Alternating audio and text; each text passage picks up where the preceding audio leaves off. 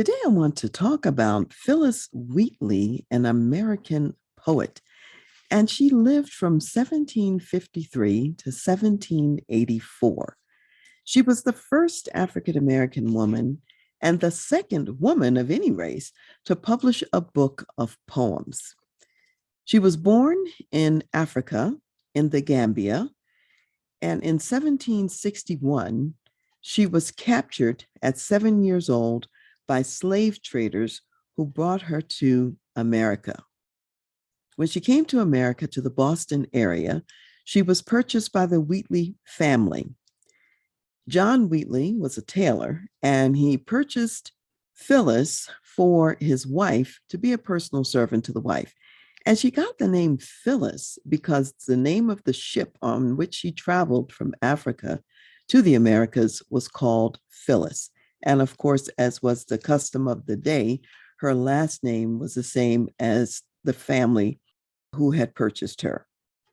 When she got there at this young age, the ship captain didn't sell her to the Wheatleys for very much because she was very frail.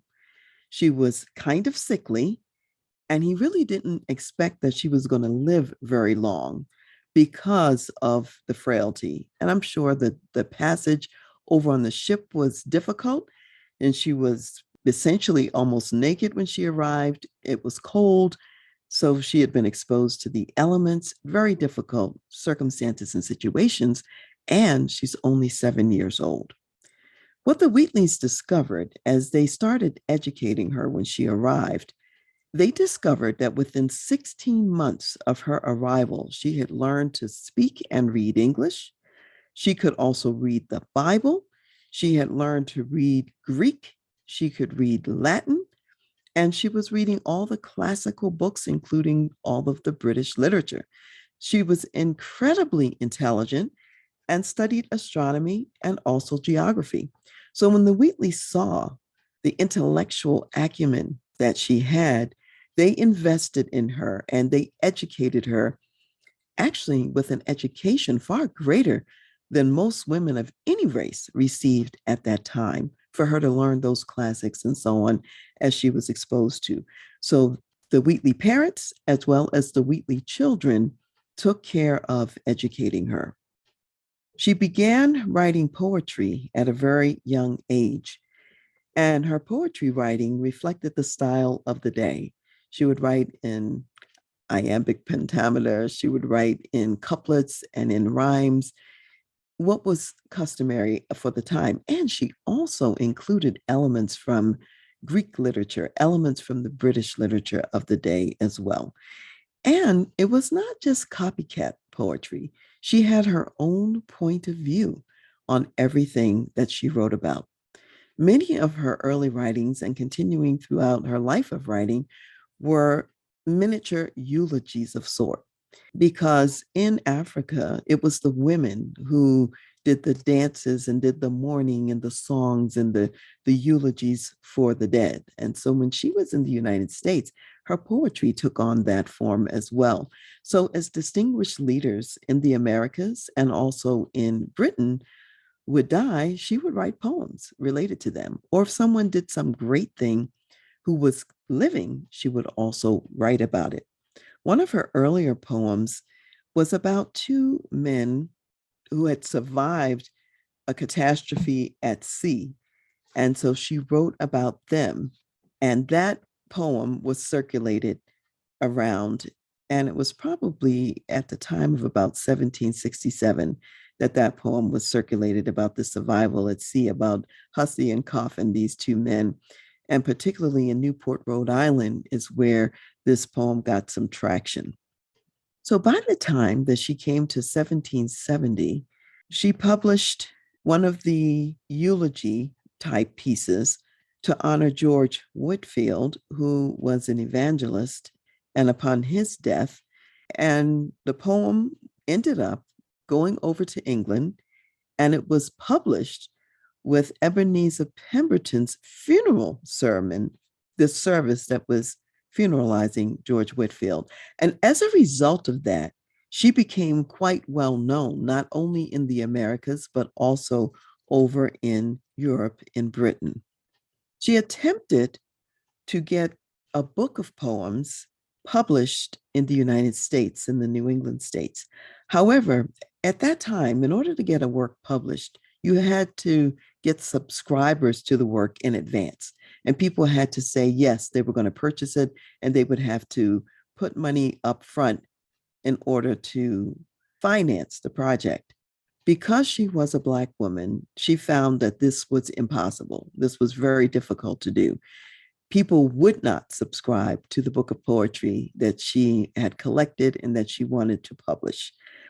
Now, the Wheatleys were very much her supporters in her writing, and knowing the extent of her gifts, they actually decided to reach out to people in Europe to make a case for this poetry book.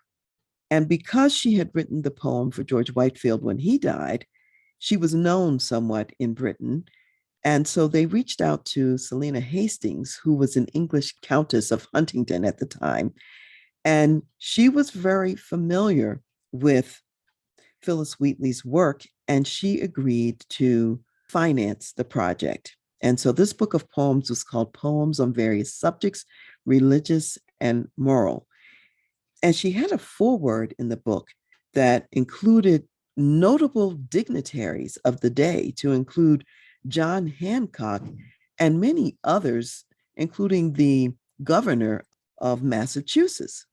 Because her writing was so profound, people did not believe that she really wrote these poems. And she had to stand before a group of people to defend her work. She stood before a panel, and this panel consisted of very prominent Boston citizens. And as a result of standing before this panel, defending this work and indicating it was her work, and these were her poems, it was clear to them that she was indeed the author of these poems. So in her book, this foreword included this panel acknowledgement by all of these dignitaries in the Boston area, saying that, yes, they supported this book as well, and they acknowledged that it was her work. So all of this was in the foreword. In addition, something else that was a little bit unique and unusual is the book included a portrait of her as a Black woman. So here you have a portrait of a Black woman in the book. So it's clear that she's the author of the book. And also, she's got all of these endorsements. So as a result of that, the book was published in Britain. It was published in London. Phillis Wheatley traveled over to London by ship, and she was accompanied by Nathaniel Wheatley, who was the son of the Wheatleys, and he was opening the doors along the way because of his parents' contacts over there to make sure that everything happened. She had all kinds of audiences with high-level dignitaries in London, and was even scheduled to see King George. However, she ended up having to come back to the Americas before that meeting actually took place. And in her life in the Americas, she also had audience with many dignitaries because she wrote poems related to them. And one such dignitary she wrote a poem about was George Washington. This was at the time of the Revolutionary War between the Americas and Britain, and the fledgling colonies were getting their independence. And so George Washington was the general over the American troops, and he had a headquarters in Cambridge, Massachusetts. She wrote a poem. She wrote several poems about him, but she sent one of them to him. He was so impressed by her writing and her work that he invited her to actually come to his headquarters and meet him. And in fact, she did do that. She went to his headquarters and meet him. So she met famous dignitaries in the US and famous dignitaries in Britain as well. Her writing included letters, it included these eulogies of sort, and it included all kinds of poems. And she was able, in a very creative way, to make social commentary about slavery, even in her writings. Her writings were very Christian oriented as well. She spoke a lot that was related to the Bible and what she was reading in the Bible. She was able to have a voice even about issues of the day. And from her perspective, the intention was to influence white abolitionists to recognize that slavery was an evil and something that should be ended, something that should be terminated. As it turns out, her writings were read by both slave owners and also abolitionists. The slave owners read it because they wanted to use the writings to convince the enslaved to become Christians. And of course, the abolitionists read it because she made a very good case for why slavery should be discontinued. And she had to be somewhat subtle. And because she was so gifted in writing, in much later years, when you get into the 20th century, there are many people who criticized her because they didn't think that she was a strong enough anti slavery voice. What I would say is that she used her tremendous gift to be anti slavery in a way that was in plain sight and view and yet somewhat hidden. So it wasn't that she didn't have that voice or that she didn't care about those issues. She actually did, and she did, in fact, write about them. Also, because her writing was so profound and showed and demonstrated her ability to understand Greek writing and Latin and so on, it demonstrated the intellectual prowess of African people and the creativity. Many people could imagine that she could write something, but they wouldn't go far enough to say that her writing showed independent thought, showed the creativity that in fact it did show, because there was a fiction in people's minds that African people did not have the capacity for this. In fact, African people have the capacity to do anything that they might choose to do in the world and whatever God has gifted them with, if they're not oppressed, suppressed, and kept from the tools that are needed for success. Tools such as learning to read and to write, education, tools such as food and shelter to have a healthy life. And mostly in the Americas, the lives of African people were so dire, they barely had subsistence to survive on, let alone mostly no education. And so, therefore, it would appear that this narrative, a false narrative, which was painted about African people, was true, even though it was not. It was a false narrative that was built into the racism of the time, the prejudice of the time, and the disenfranchisement of the time. However, her work was in stark contrast to this narrative, showing here she was, an African woman born in West Africa, and demonstrating this ability at learning and at writing. After she came back from Europe, having this book of poetry published there, and her fame was on both continents at this point, it turned out that Mrs. Suzanne Wheatley died shortly after Phillis's return to the Americas. And Mr. Wheatley also died shortly after that, maybe within a few years. So now she doesn't have her benefactors. And before Mrs. Wheatley's death, she did grant Phillis her freedom. And you have to understand that being granted freedom at that time was very difficult because there weren't very many jobs that a Black person could do or that someone would hire them to do. And life was tough for everyone because it's post-revolutionary wartime. And so people were struggling in general, and those who were disenfranchised were struggling even more. She ultimately married a man, a free Black man named John Peters, who was an entrepreneur of sorts. As the story goes, he was a handsome man. He may have been in the grocery business. However, he had many failed businesses. Things did not work out well for him. He was not able to provide for Phillis properly, nor was he able to provide for the three children that they had. And those three children all died in infancy. They lived horrifically impoverished life. She lived in squalid, horrific conditions, and at some point had to work as a scrub woman in a boarding house. And this was work that she really had not done. And although she had done housekeeping work and other work in the Wheatley home, it was under much more favorable conditions. She was emancipated, if you will. She was freed. She was free to an environment that was not free and where there were not resources and where life was extremely hard and extremely difficult. And in fact, Her husband ended up being imprisoned because of the various debts that he had. So at the time of her death, she was only 31 years old. It was the 5th of December, 1784. She died in a horrible condition, uncared for, and alone. And the last child that she had died shortly after her, so that both she and the child were buried together. She attempted to publish a second book of poems, and she had amassed at least 145 poems. However, in the Americas, she could not get the subscribers to subscribe to the poetry. She could not get the book published there. All of her benefactors were gone now. And the extended members of the Wheatley family, although they still knew her, knew of her, apparently were not providing support to her. And therefore, things were stopped. And even to this day, most of those poems that would have been in her second volume have been lost and have not been recovered. The first book of poetry was preserved. However, the poems for the second book, for the most part, were not.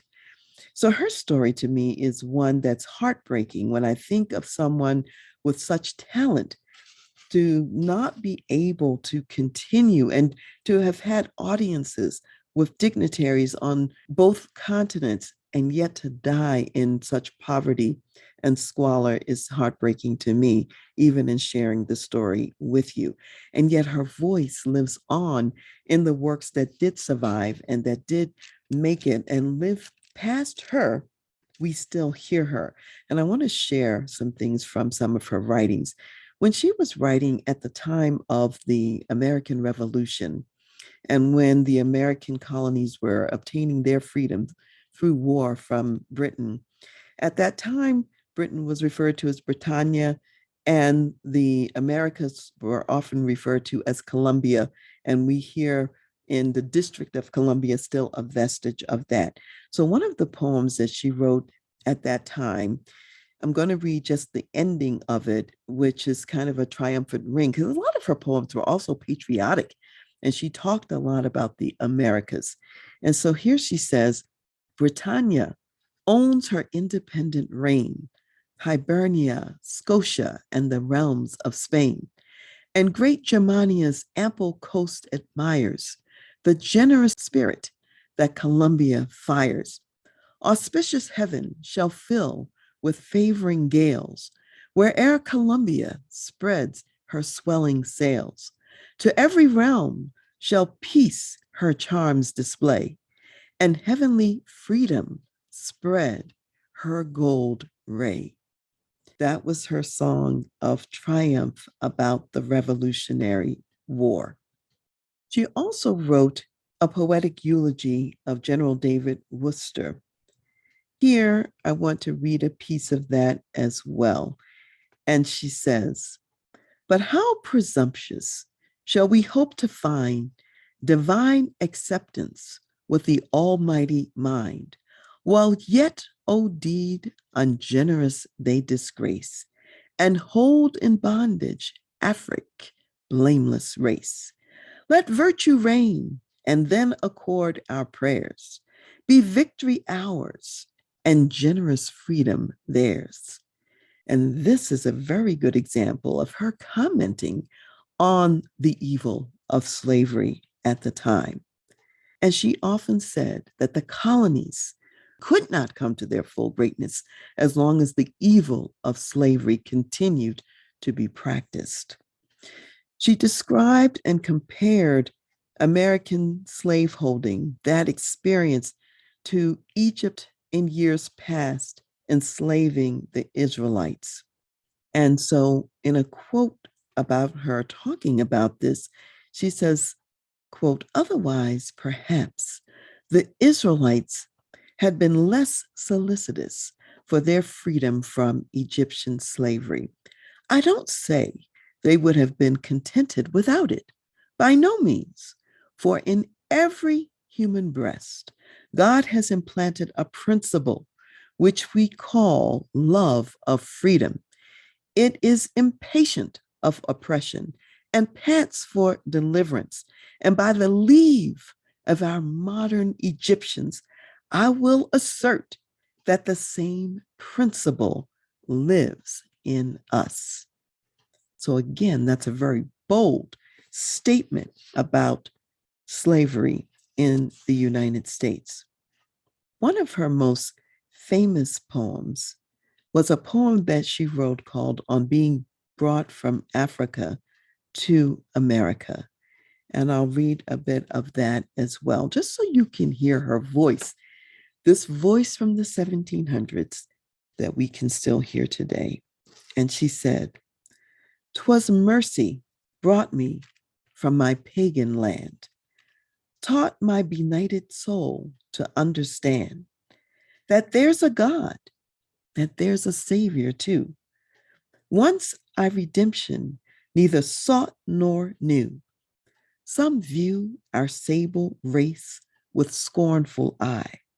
Their color is a diabolic lie.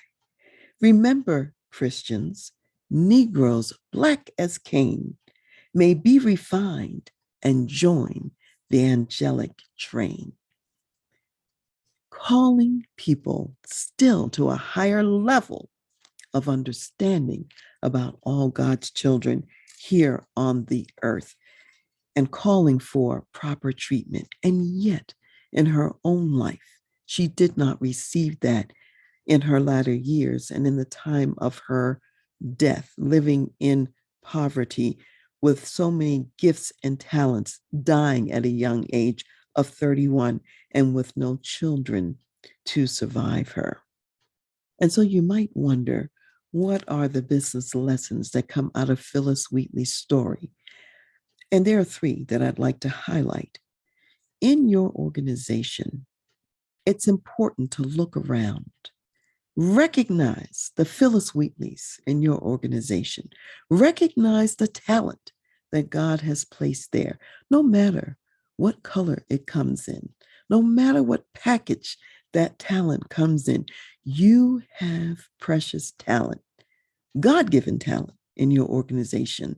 So recognize that talent. Look for it, recognize it. When you see it, number two, develop the talent. Now, the Wheatleys, to their credit, they developed the talent that they saw in Phillis, and they also used their influence to open many doors for her in her life. Where there was a challenge and where there was a problem in creating what I call a true living leadership legacy is they failed to do number three. And number three is to support that talent for the long term.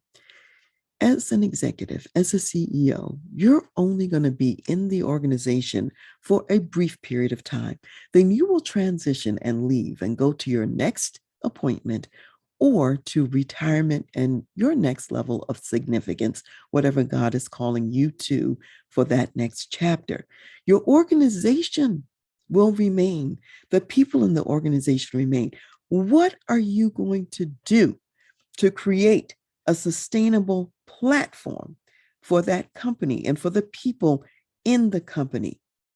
There are implications today for modern day diversity, equity, and inclusion, for the importance of leaving champions in the organization, for the importance of creating a platform that will last past you in the organization so that the Phillis Wheatleys and the many other talented people not only will be recognized, not only will be developed, however, will be resourced to continue so that they contribute all that God has called them to contribute for a life that's sustained beyond a short time of 31 years. So think about that, business executives and leaders, as you are creating a living leadership legacy for your organization. So as we close today, I want to remind us of several things that come from the scriptures. One is that Jesus knew that in this world we would have trouble. And in John 16:33, he said that in this world you'll have trouble. And remember, though, that I have overcome the world. That was one of the messages he said. He also said in John 14:3, this notion that we weren't going to be here forever, and that he was going to prepare a place for us because we're pilgrims in this land, strangers on the earth. Yet he was going to prepare a place for us where in his Father's house there are many mansions, and he was going ahead of time to make that happen. So no matter what happens to us on the earth plane, it was the reminder that our lives are only temporary on the earth plane. We have an eternal life that will be lived on a different plane. And hopefully, if you acknowledge and believe in God and his Messiah, you will join that eternal plane where he will be. Hebrews, the 11th chapter, is the chapter that outlines all of the great heroes of faith, people like Abraham and Moses. We find people like Jacob. We find Joseph. We find so many heroes of the faith acknowledged in the chapter 11 of the book of Hebrews. And yet it comes to a latter part of that book, and we get a description of those people who suffered a lot. God performed many miracles and all kinds of wondrous acts through many of the people I just named. And yet there were plenty of others who went to early deaths, who were martyred, and who were ill-treated on the earth. So in Hebrews 11, and starting with verse 36, it says, "Still others had trial of mockings and scourgings, yes, and of chains and imprisonment. They were stoned, they were sawn in two, were tempted, were slain with the sword. They wandered about in sheepskins and goatskins, being destitute, afflicted, tormented, of whom the world was not worthy. They wandered in deserts and mountains, in dens and caves of the earth." And then in Hebrews, the 13th chapter, I want to continue with what the Hebrew writer says. Hebrews 13, starting with 14, he says, "For here we have no continuing city, but we seek the one to come. Therefore, by him, let us continually offer the sacrifice of praise to God. That is the fruit of our lips, giving thanks to his name. But do not forget to do good and to share, for with such sacrifices, God is well pleased." So remember to thank God. Remember to recognize that this earth plane is no continuing city for us. Remember to share with others the bounty which God has given to you. And as we celebrate the life of Phillis Wheatley, I say that the world was not worthy of her.